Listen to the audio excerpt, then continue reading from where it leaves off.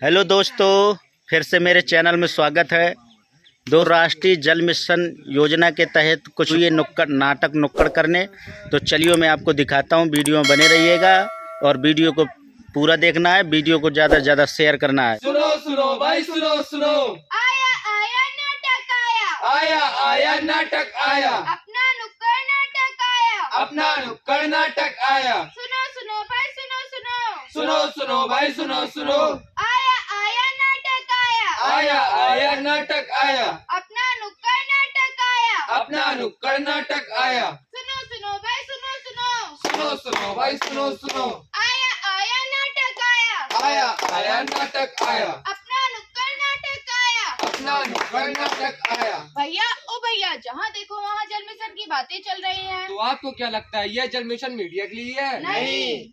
तो क्या ये अखबारों के लिए है? नहीं। तो क्या हेडलाइंस के लिए है? नहीं। तो फिर ये जल मिशन हम किस लिए कर रहे हैं? जी हाँ दोस्तों, यह जल मिशन अपने गांव और शहर के जल को बचाने के लिए कर रहे हैं। और ये अभियान सिर्फ एक दिन की नहीं, हर रोज की जिम्मेदारी है। क्या है? हर रोज की जिम्मेदारी है। ये तो गई बस समझने की बात, अब आगे देखिए हकीकत। अरे भैया, एक तो गर्मी बहुत पड़ रही है, ऊपर से पानी भी नहीं आ रहा है। अरे नल, एक काम करता हूँ, नहा ही लेता हूँ। ठंडे ठंडे पानी से नहाना चाहिए, ठंडे ठंडे पानी से नहाना चाहिए। गाना आए चाहे ना आए, पानी को बहाना चाहिए। क्या पानी बहाना चाहिए? जा नहीं नहलाता मैं तुझे। अरे भाई सचिन, क्या हुआ, तू रो क्यों रहा है? अरे चाचा, ये हैंडपंप हमें नहला ही नहीं रहा है। क्यों भाई, हैंडपंप क्यों नहीं नहला रहा उसे? ये कहता है कि पानी बहाना चाहिए। अब ये बताओ, पानी बहाना चाहिए कि बचाना चाहिए? ये तो बहुत गलत बात है भाई। अरे भैया, अगर हम हर घर से एक बाल्टी पानी भी बचाते हैं तो हम प्रत्येक गाँव प्रत्येक शहर से 50 लाख लीटर पानी भी बचा सकते हैं। क्या 50 लाख लीटर पानी? पर इतना पानी पिए कौन? मैं तो इतना पानी नहीं पी सकता हूँ। पानी से पीने के काम नहीं आता, पानी के बहुत से उपयोग हैं। हाँ, जैसे कि सुबह सुबह लोटा लेके। अरे अरे अरे, अरे भैया रुको, पहले मेरी बात तो सुन लो। मुंह धुलने के काम आता है, कपड़े धोने और बर्तन मांजने के भी काम आता है, खाना बनाने के भी काम आता है, और नहाने के काम भी आता है। भैया पानी के तो बहुत उपयोग है, पर आजकल पानी है कहाँ। भैया पानी तो बहुत है, मगर उसको सही तरह से उपयोग करना भी तो आना चाहिए। भैया पानी को कैसे उपयोग में लाया जा सकता है? हमारे आसपास के जलकूप जो बहुत समय पहले पानी दिया करते थे, हमारे बड़े बुजुर्गों की प्यास बुझाया करते थे, वे अब सूख चुके हैं भैया। इसका कारण है हमारे पृथ्वी का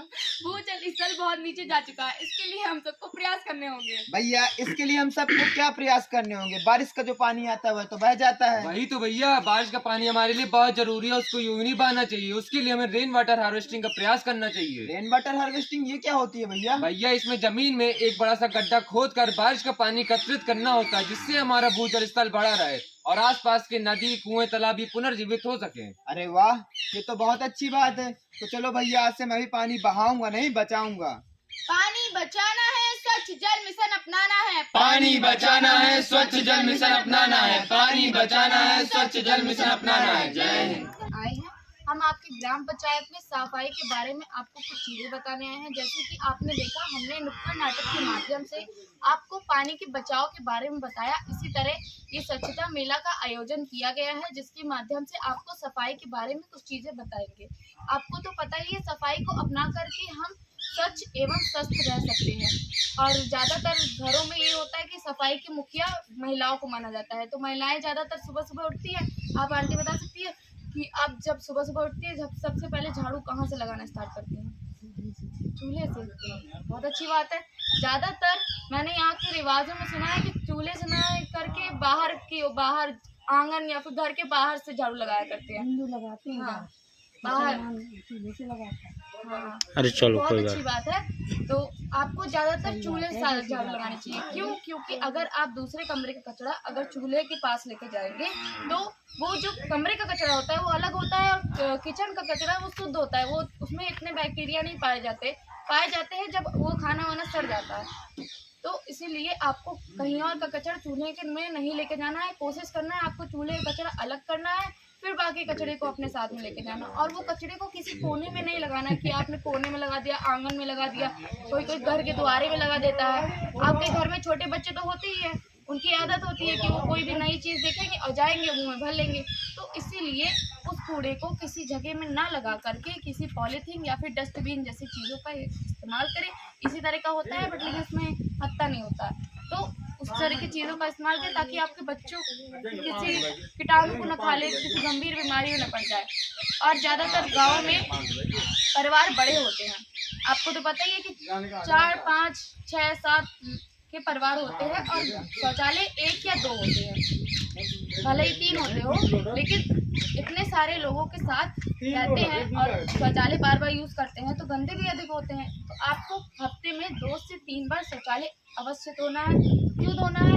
अगर आप शौचालय ही नहीं साफ करेंगे तो बैक्टीरिया कितने पैदा होंगे तो आपको पता ही है। और धोना है तो आपको हार्पिक जैसी चीज़ों का यूज़ करना है, ना कि तेजाब या फिर निरमा पाउडर जैसी चीज़ों का यूज़ करना है।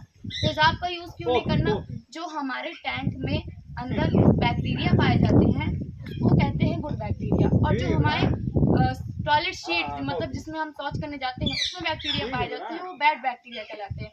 उसमें क्या अंतर होता है? जो गुड बैक्टीरिया होते हैं वो हमारे टैंक के अंदर होते हैं, वो टैंक के अंदर के मल मूत्र को खाने में सहयोग करते हैं, मतलब वो हमारा ही काम कर रहे होते हैं। आपने कई बार सुना होगा कि टैंक फुल हो गया, समय से पहले टैंक फुल हो गया।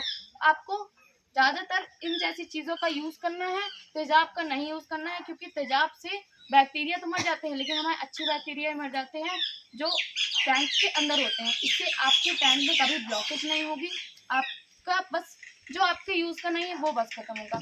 तो आपको ज़्यादातर ध्यान रखना है कि शौच के बाद और खाने से पहले हाथ अवश्य धुलने हैं। क्यों?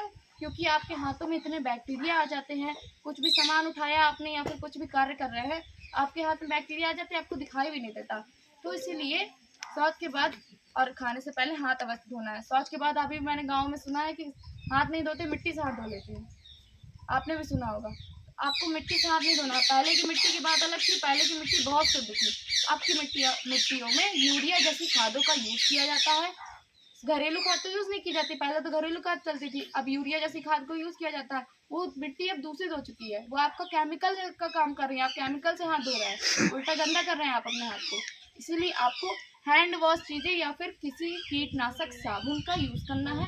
क्यों? क्योंकि वो बैक्टीरिया को मार देता है और वो आपके हाथ से धुल जाते हैं। फिर कीटनाशक साबुन को भी यूज़ करते हैं तो आपको ऐसे यूज़ नहीं करना है कि आपने उठाया और हाथ मला और रख दिया किनारे। अगर आप ऐसा करेंगे, आप शौच करके आए और आपने डायरेक्ट साबुन उठा लिया तो आपके हाथों के जो बैक्टीरिया वो साबुन में चले जाएंगे। आपके घर का कोई छोटा बालक या फिर कोई भी आएगा उस साबुन से हाथ धोएगा तो वो बैक्टीरिया वाले साबुन से हाथ नहीं धो लेगा। आपको पहले साबुन को उठाना है, हाथ धुलना है, और में साबुन को भी धुल के रखिए, या तो इस जैसी चीज़ों का यूज़ करिए क्योंकि इसके अंदर कोई हाथ तो डाल नहीं रहा है, आराम हो जाता है। इसलिए आप बाल्टी जैसी चीज़ों का यूज़ करें, डायरेक्ट नल खोल करके डायरेक्ट कुछ भी ना करें, बस साफ रहें, स्वच्छ रहें, स्वस्थ रहें। धन्यवाद।